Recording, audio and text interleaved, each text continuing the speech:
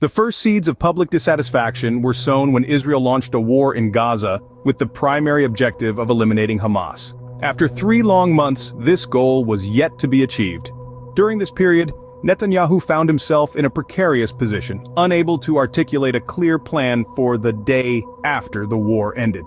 His position was further complicated by pressure from far-right politicians and his own political vulnerability. Netanyahu's refusal to accept a Palestinian state and his determination to limit the Palestinian Authority's role in Gaza's governance didn't win him much support. His main concern was to stop any resurgence of Hamas, a group he saw as a significant threat to Israel's safety. Despite criticism, Netanyahu stood firm, focusing on keeping Israel's control over Gaza for the country's security. However, his unwillingness to entertain other proposals was perceived as a rigid mindset, ill-equipped to handle the complexity of the situation. Dissatisfaction grew amongst the public, many of whom felt underrepresented by their government's approach. They were hungry for change, a change that seemed unlikely with Netanyahu's leadership. Ultimately, Netanyahu's stance against a Palestinian state, his effort to suppress Hamas, and his unwillingness to consider other proposals led to growing public discontent. The situation escalated when Netanyahu's government proposed a controversial judicial overhaul. Protests erupted, leading to a delay in the implementation of these proposals.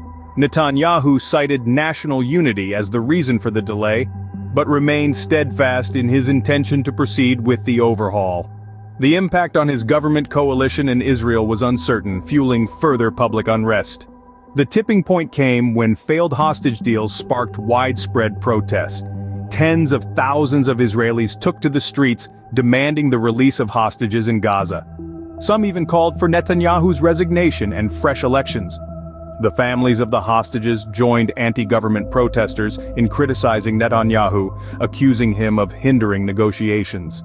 The protests intensified pressure on the government to prioritize securing a hostage deal, leading to clashes with police and arrests.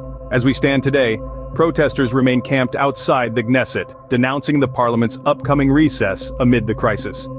Netanyahu continues to face criticism for his handling of the hostage situation, with protesters demanding immediate action to secure the hostages' release. To summarize, the protests in Israel calling for Netanyahu's resignation stemmed from a series of events, beginning with the war in Gaza and Netanyahu's handling of its aftermath. His government's controversial judicial proposals and the failed hostage deals further fueled public outrage. As the situation continues to evolve, it remains to be seen how Netanyahu and his government will respond to these rising demands and whether they will succeed in restoring public confidence.